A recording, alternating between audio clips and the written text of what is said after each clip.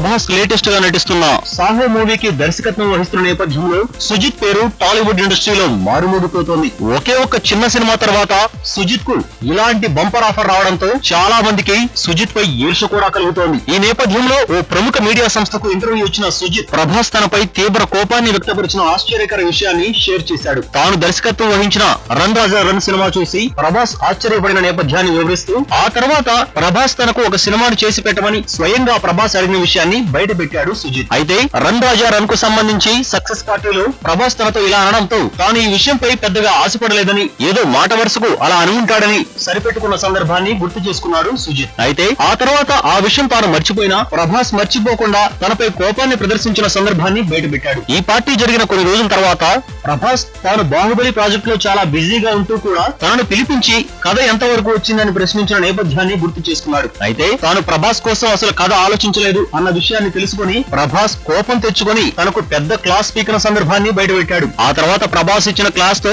తాను సాహో కథను రాయటం, ప్రభాస్ ఆ కథను సింగిల్ సిట్టింగ్ లో ఓకే చేయడం జరిగిపోయిందంటున్నాడు సుజిత్.